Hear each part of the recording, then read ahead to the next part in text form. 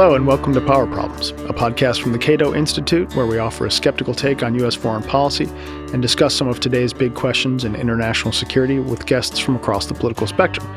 I'm Trevor Thrall, and subbing in yet again for Emma Ashford while she's out on maternity leave is John Glaser, Director of Foreign Policy Studies here at Cato. Hello, John. Hello, Trevor. Those of you listening to this podcast have probably noticed that there's been a lot of debate about the future of American grand strategy and foreign policy over the past few years. Certainly, Donald Trump gets some of the credit for this, but even before Trump, following public support for the endless wars in the Middle East, the rise of China, Russian aggression, continued NATO enlargement, just to name a few issues, had convinced many foreign policy observers that the United States had reached the point where change was both inevitable and necessary. Over the same period, calls for greater restraint in American foreign policy appear to have gained much more traction. As Patrick Stewart recently wrote on the Council on Foreign Relations blog, restraint is having its moment. The timing, therefore, is auspicious in many respects to welcome a new player to the Washington think tank community. The Quincy Institute for Responsible Statecraft, with funding from George Soros and Charles Koch, describes itself as an action-oriented think tank that will lay the foundation for a new foreign policy centered on diplomatic engagement and military restraint. And here to tell us more about the Quincy Institute and the role it will play in the foreign policy debate is Trita Parsi, one of its co-founders and its executive vice president. Welcome, Trita. Thank you so much for having me. It's great to have you here. So let's just start with some organizational history. Where did this idea come from, and how did you guys get this started? It's sort of a big deal to start a think tank. It is. And, the first question people ask is like, what, D.C. doesn't have enough think tanks? And that was a hurdle that we had to overcome. But I think the personal stories of several of the individuals who were there at the very outset differ a bit, but we all ended up coming to the same point. In my specific case, it was having worked for more than a decade, leading the National Iranian-American Council and hoping to avoid a war between the United States and Iran and securing a nuclear deal. And I left right after the deal. I felt that the likelihood that the deal would survive, I thought, was going to be quite slim. And that was pre-Trump, it didn't matter. Because it was very clear the deal essentially increased America's contradictions in its foreign policy in the region. We did a constructive thing on Iran, but then we doubled down on problematic elements with our relationship with Saudi Arabia and Israel, saying that now we're going to compensate the Saudis for having struck a nuclear deal, which I found was, frankly, an offensive way of expressing it, because this deal lied squarely in the national interest of the United States, and we don't have to compensate anyone for pursuing it. But I felt that contradiction, the weight of that, would cause the collapse of the deal. But then when I thought about it further, I also came to my realization, at least, that it was not just a contradiction of America's foreign policy in the region, it was a contradiction of America's grand strategy. Our belief that we have to dominate every region of the world militarily, that we need to view all non-pliant, non-democracies as threats per se, and that in that context, a multilateral deal that evaded a war, that had the backing of the entire Security Council, was a contradiction of our grand strategy. But spending another 50 years in Afghanistan with no clear mission would not be a contradiction of our grand strategy. And then seeing the deal collapse within 2 years got me pretty down. And I felt like I don't have the energy to fight another decade or so for what I thought was a great achievement and then see it collapse within 2 years, because it exists in a strategic vacuum. It exists within a context that doesn't allow for positive developments like that to be enduring. And if there's any fight that I would have the energy to do, would be to actually fix our grand strategy and our broader approach to the world in a way so that all of our other achievements actually could be durable. That's a pretty interesting way of putting it, especially for two policy wonks at an existing think tank that work on foreign policy. Certainly one of the challenges has been to advocate for sensible policies in the narrow sense within an overall grand strategy that we are very critical of. That said, starting a new think tank is a pretty ambitious endeavor. So next question is sort of why and how do you plan to implement it? Well, the why is also because we sense that liberal hegemony literally has a hegemonic position in Washington, D.C. There are a few outposts, the heroes at Cato that I'm sitting with right now that have been fighting this good fight for quite some time. But in order for being able to get a shift, there needs to be a critical mass of energy, and a critical mass that is actually channeling not just elements from one specific political orientation, but something that manages to bring together several different political strains together on this. Because in our view, this approach, restraint, or as we call it, responsible statecraft, should not be left or right. In order for it to actually be able to become the foundation of foreign policy, it really needs to be neither or be both. And for that, we felt that there was an opportunity to do something, because one thing that I noticed over the course of working in the circle of organizations, and Cato was there as well, that was being organized and coordinated by the Plowshares Fund. At most, I think we were like 85 organizations or so.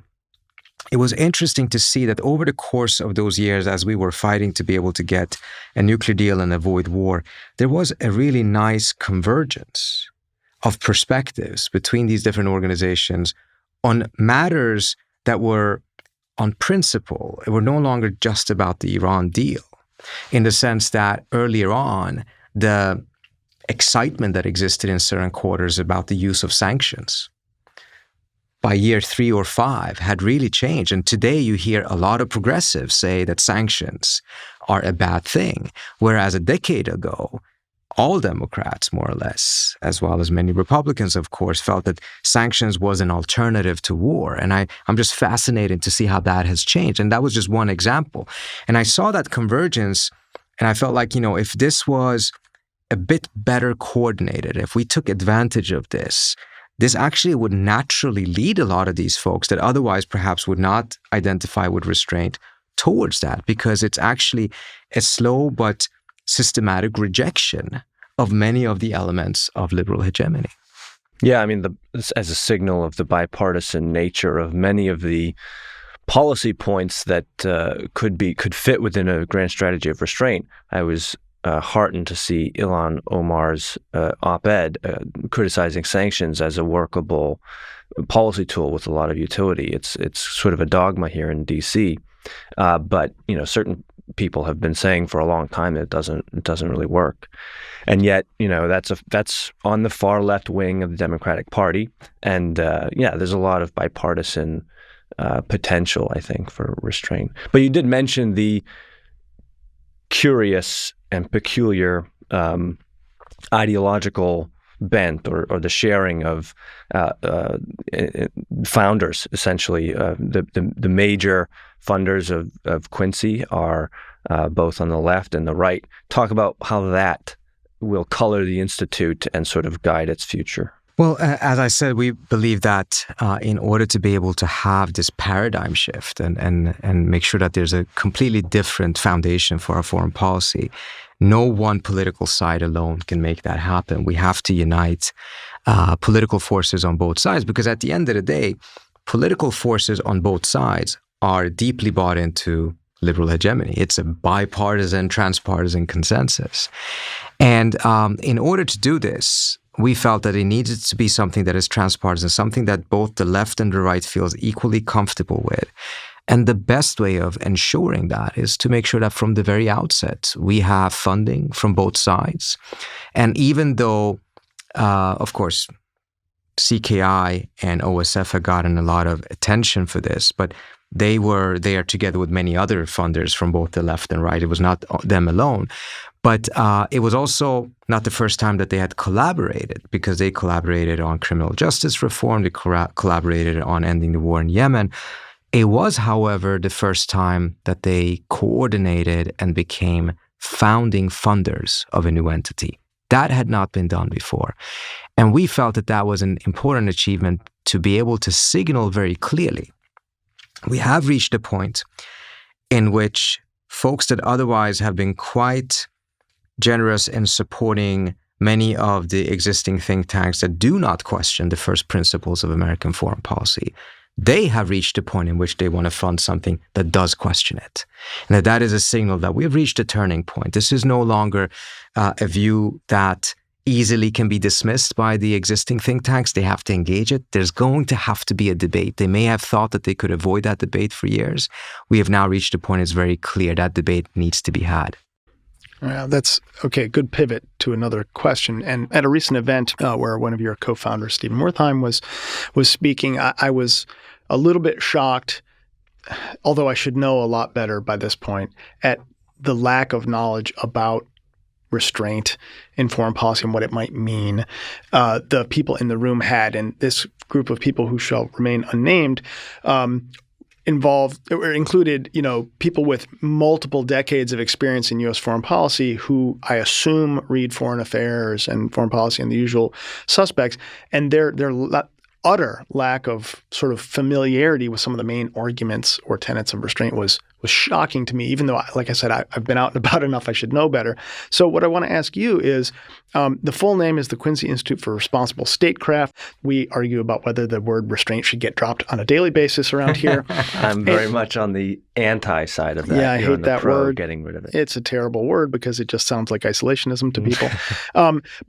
So John, you're in favor of dropping it or not? I'm in favor of keeping restraint. I think there's something valuable in there, and the lack of an alternative name. And people just get bogged down in labels so much that it's not very... But Quincy Institute has another label, maybe, Responsible Statecraft. So tell us, you guys are, in our word, restrainers, but what do you mean when you say Responsible Statecraft? How are you going to position yourself relative to everyone else around here? So by using the word responsible statecraft is not necessarily because we want to deviate from restraint or to do something different. It is partly because of a sense that the word restraint very much signals the military side of American foreign policy.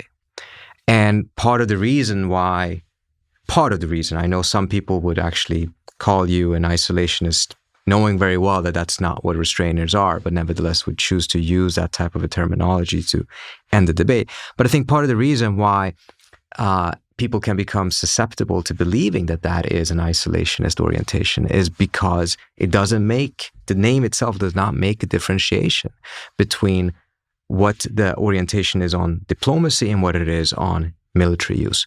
Absolutely restrained when it comes to military use. But we are very clear. We want to see a tremendous amount of American diplomatic engagement, not a withdrawal from the world in any way, shape, or form, trade. And we still very strongly believe that the United States can play and should play a strong leadership role in the world. But we do believe that we have to decouple the idea of American leadership with the idea of American military hegemony. Those two don't go hand in hand. They should not go hand in hand, not depending on each other. In fact, in the last decade or two, I think it's quite clear that American military hegemony and militarism has actually come at the expense of American leadership. That sounds about right. It's what a lot of people don't appreciate about restraint. It's that, so yes, calling for restraint means calling for a massive paring back of our military activism. And we are more militarily active than any other country. But during that transition, which will take quite a while if it comes to pass, and certainly under a restraint grant strategy, the first foot forward for America and our engagement in the world is going to be diplomacy and statecraft. And that's a cheaper way of doing things. That's usually a more precise way of doing things. But it's not the military way. But it's so central to the idea behind the grand strategy that it's a sensible and I've talking to a lot of folks that either don't know enough about it or are just genuinely curious. It's become very clear to many of us that it's very difficult for a lot of people imagining American leadership without American militarism. That these two things have become so intertwined in our understanding of our role and our understanding of what it means to be a leader, that in of itself is really dangerous and scary in my view, because if we think that we need to have that type of a military dominance in order to be able to lead, then we have to be honest with ourselves. Then we're not leading, we're bullying, we're dominating. And that's a completely different thing. Yeah, I agree. I think back to, Trump's, missile strike on Syria. Oh, this is the first time he became president. And you're like, what the Is that really now the definition? The president has to become a murderer before he's the president? I'm like, oh, that's interesting. But another thing that goes hand in hand or hand in glove with the military first approach has been just this habit of mind, this hubris that the United States gets to, should have a say or control events all around the world that actually don't have really very much. We might have a preference, but I think that's all you could call it, a preference for certain outcomes. We don't have a deep national security need. And yet we've gotten so used to the ability to affect events all over the world that people look at you funny if you suggest you should stop doing it. And so, as a restrainer, I feel like I'm pushing a very heavy thing up a very steep hill when you try to say to anyone in D.C., maybe we should just consider stopping that. And they look at you like you have three heads. Mm-hmm. Yeah, there's a very can-do spirit in the policy world. If you're not advocating for engagement of some kind, you're right. Not being helpful. And then the argument, if you want to argue for diplomacy, they're going to be, yeah, sure, but show me how you get everything I want, but only with diplomacy. Yeah. And the argument is if you don't militarize diplomacy, you're never going to be able to coerce and bully. And you're like, yeah, that's good. And they're like, but what do you mean? I want to do all these things. And you can't do all those things without a military. Which really goes to a deeper understanding then of, okay, what is our place and our role in the world? And people readjusting to the fact that the unipolar moment has long passed. It passed faster than it should because of our overextension and over-militarization. We need to have a foreign policy that starts adjusting and that starts to manage how a multipolar world will look and make sure that it's a safe and secure world for us and others. And the longer we wait with that conversation, the worse the starting point of that journey is going to be. So I see it as actually a national security threat that we're not dealing with this much, much sooner. Yeah, so that prompts a question that John and Chris Preble and I have been talking about recently, which is, a lot of the sort of restraint paradigm, I think, depends on a particular reading of world order and, bipolarity, multipolarity, and their consequences of different forms of world order and threat and all that. Where do you see things heading? So you've just tipped your hand. You think we're in a more multipolar world now, and how do you see the future? How much do you think where the Quincy Institute is trying to get us to go is based on your read of where the world is going? The world is already there, in my view. It's been multipolar already for some time, and we're in those moments in which every time there's a new sign as that is the reality, that we have this kind of shock reaction to it. But when it comes to not necessarily just the distribution of power, but the distribution of commitment, it's very, very clear.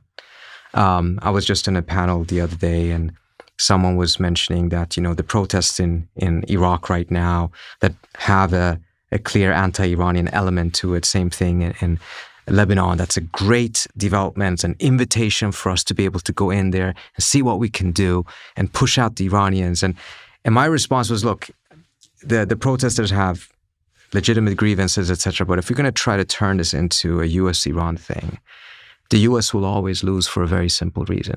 Iraq will never be as important to the U.S. as it is to Iran. So the U.S. can be a superpower, but Iran is a regional power and is always going to be the neighbor of Iraq. And as a result, we cannot muster that commitment, nor should we, because we have global responsibilities or interest. And this is just an obsession with the Middle East that has gone beyond unhealthy at this point. Yeah, I think that's, the spheres of influence thing is another kind of common argument. You get a lot of pushback there that, you're for restraint, so you must be okay with spheres of influence. And I think the point that you're making is, guys, there are already spheres of influence. Don't kid yourself. Yeah, if people want to argue against the laws of geopolitics, they can be happy to do so, but I'll prefer to accept them and manage them. Let me challenge you on that then, because so one way to talk about why the United States has such a hyperactivist military policy or foreign policy is because it has disproportionate power. So the realists would say, power held tends to be power wielded. How do you get the most powerful country in the world, and more specifically, the people carrying out that foreign policy, to restrain themselves, to not exercise power that they have at their disposal? Would that go against geopolitics or perhaps human nature? it would go against the nature of power. Right. Power is cyclical. And doesn't matter how powerful the United States is, it cannot prevent the rise of other states. And as a result, it's not just a moment that is important. It's, looking into the future and making sure that our behavior and our conduct right now does not put us in a detrimental position in the future by either weakening ourselves the way that we have by these unnecessary wars in Iraq and elsewhere, or to, in other ways, also trying to forcibly keep other countries down, which then actually does lead to them being incentivized to undermine the U.S. in every turn and way that they can find, which then also ends up becoming very costly. But domestically, there's a huge professional community, for one, that needs to be persuaded of something other than American indispensability. I think I'm watching closely State Department employees and executive branch officials who are testifying about Trump's skullduggery over Ukraine. And, they are very hardworking, earnest diplomats, civil servants, but they believe that it's fundamental to U.S. interests in the world to send lethal aid to Ukraine, some of them at least. And so, especially at this time, we're having this difficult, weird discussion about, an administration in the White House who's kind of at war with its own bureaucracy and constantly denigrates civil service, compared to a responsible statecraft type think tank that argues for diplomacy. It's important to sort of shore up our diplomatic manpower and muscle.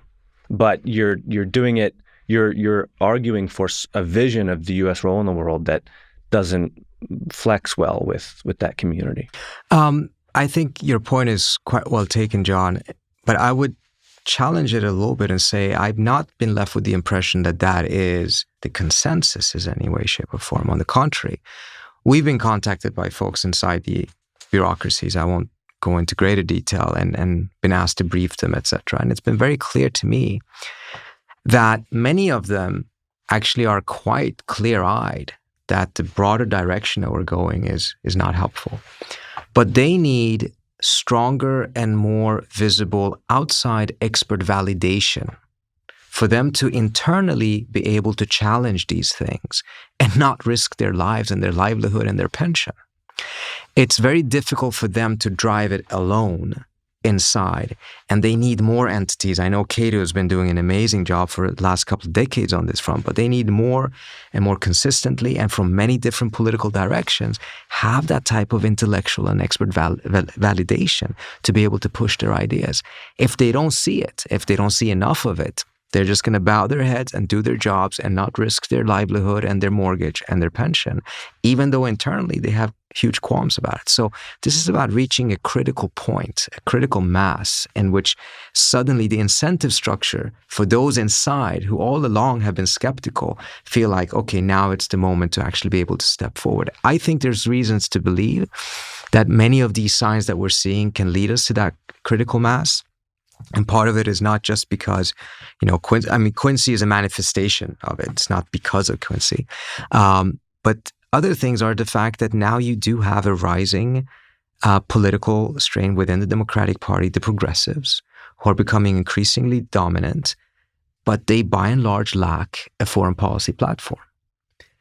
And they know it. They talk openly about it. They're in search of it. And if they can adopt some variation of restraint, they can sprinkle their own values and other things that are important for them onto it, then you would have a very interesting situation, because then you would have a very strong element inside the Democratic Party as well as an element within the Republican Party that would from both sides challenge the status quo and the reigning paradigm.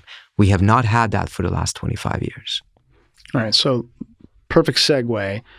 What are your priorities at Quincy then for the next year or so as you guys get started up? And you officially open your doors when? Soon. December 4th is when we will have an event. Free drinks? Is that? Free drinks. Okay, good. Yeah. But you have to drink with restraint. And we will roll out a little bit more of this in the next week or two. And from there on, we will be fully launched. Some people think we've already launched because there was a lot of attention given Soft launch. to. Yeah, we had a soft launch that ended up becoming a little bit bigger than we expected. But that was good. And from there on, we have 4 programs that we're starting off with. I mean, it is ambitious enough, as you all have pointed out, to start a new think tank. So we need to start with 4 areas where we will try to do a good job, and from there on, hopefully be able to expand, collaborate with folks on the right and the left and elsewhere. The first 2 ones are geographic. One is on East Asia, because of the importance of the U.S.'s relationship with China as well as North Korea, and how that will define so many different things in this century. The other one, of course, is the Middle East, because that's where we always seem to find a new group that we owe to defend and we are committed to for some reason without any treaty or any congressional authority. And the risk of war there is always around the corner, unfortunately. And then we have 2 functional areas. One is on ending the endless wars, which is a little bit more of the grand strategy approach to it. And the last one is a democratizing foreign policy that has several different elements to it. Everything from strengthening the war powers or, recommitting to the war powers in Congress, to looking at how foreign funding inside the Beltway is negatively affecting and distorting a lot of these conversations and debates. But also to try to make sure that the foreign policy of the United States ceases to be this elite activity. It is an elite activity, and as a result, it is increasingly detached. You've done a lot of work on the polling on this, detached from where the American public actually is. And we also want to make sure that it is a little bit more representative of the demographics of the American public. African Americans and Latinos tend to be the majority of the enlisted soldiers. They're bearing the disproportionate cost of the endless wars, but their voices, particularly in the foreign policy conversation, is almost non-existent. And we want to see what we can do to help change that. That's fantastic. So you guys call yourself an action-oriented think tank, which sounds way awesome. What the heck does that mean? Does that mean you like, I don't put on capes at lunch, or what? It's like we write reports and tweet a lot. What are you guys going to do? I think many, but not all, think tanks traditionally have been operating in ways that we are trying to avoid. One is, amongst many of the think tanks, there seems to be a sentiment that they want to stay clear of the advocacy organizations, that, they don't want to be associated with it because, God forbid, if you are associated with, some of these advocacy organizations, that could negatively affect your scholarship or the perception of you as a scholar. Whereas, being funded by the UAE and Saudi Arabia, that apparently is not a problem. We want to work hand in glove with advocacy organizations in order to be able to better serve what they're doing, provide intellectual validation and expert products that could help them in their work as they're pushing. They're going to be doing advocacy. We're not going to be in the lobbying sphere whatsoever, but we want to be able to provide them with that. And this is also something that came out of the experience with the Iran deal, in the sense that we worked with a lot of folks that were in the traditional think tanks, and many of them were fantastic. But we also felt that sometimes when the political winds were changing, so did they. And we wanted to have a dedicated think tank that actually would really work with some of these advocacy organizations on the left and the right that have been on the forefront of pushing against endless war and militarism in our foreign policy on Capitol Hill and elsewhere. And be there to be able to, on the one hand, provide them with what they need, but also try to make sure that we provide a conceptual umbrella for all of the work that they're doing. So it ends up not being, once Yemen is done, then you have to fight the next fire and the next fire, but actually also simultaneously push for something that doesn't just put us out the fires, but identifies and pins down the arsonist. Yeah, we're going to be watching you closely because, due to, I guess, historical, path dependency, et cetera, we here at Cato reach out to both sides as well, but not always with equal success, I would say, or not consistent success, I would say, in all directions, especially, issue by issue. I'm going to be really interested to see how well the bipartisan sort of strategy works, because I think it can be difficult to stay bipartisan in this town. If one side sees you friendly with the other side, sometimes that can sort of snowball. I really think it is a really important thing to be bipartisan or nonpartisan, if you will, about these issues, because I think they're just too important to play politics with.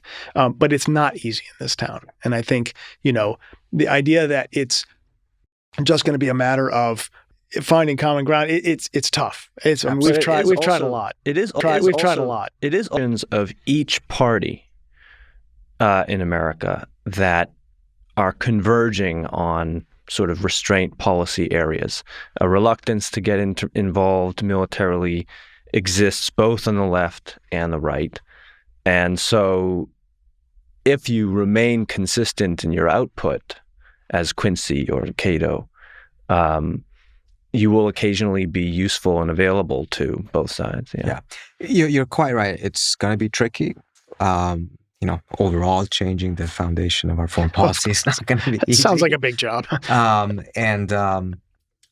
But frankly, I don't see any other way of doing it. If we can get the two sides that already tend to converge towards the same point to also increase their collaboration, and there's examples in which they have. I mean, the Yemen vote was very clearly a transpartisan collaboration. Same thing with what Congressman Ro Khanna and Getz is doing in the War Powers Caucus. So same thing in 2013 when Syria was going to come up for a vote. It was kind of an uprising on both sides. So it has happened before, but as we have kind of pointed out in this conversation, it has tended to be quite episodic. And our hope is that through Quincy and through our collaboration with others, perhaps we can make sure that this is, again, a little bit more institutionalized. That sounds great. All right, so I'm going to end with sort of put your forecaster hat on a little bit.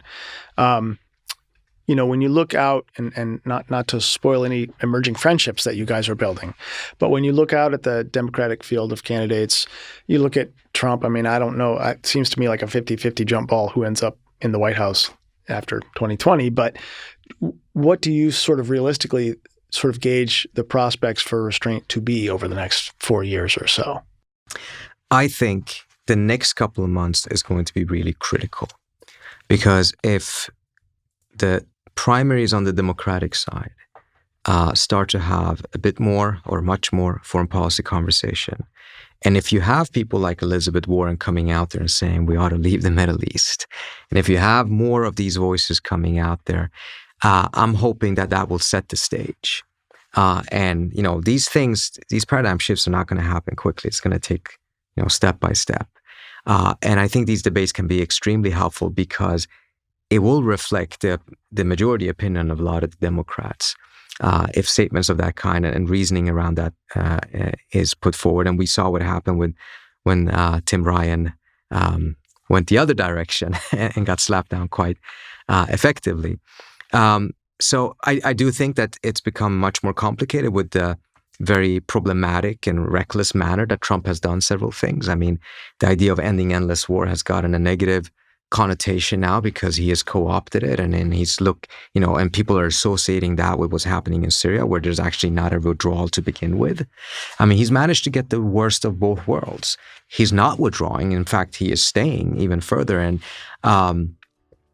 at the same time taking the heat for a withdrawal that never actually is taking place. It's absolutely horrific in that sense, and that's going to make it tricky. But I think we have an opportunity to make sure that these debates pushes the conversation forward and redefines what is politically viable and what is not politically viable. Fantastic. Great place to end it. Trita, thanks so much for joining us today. Thank you so much for having me. Good luck, comrade. Thank you. Thanks to our producers, Cecil Sherman and Luis Saumado Abreu, and to everyone for listening. To continue the conversation, our Twitter handle is @PowerProblems. And if you like the show, please leave us a good review on iTunes or wherever you get your podcasts.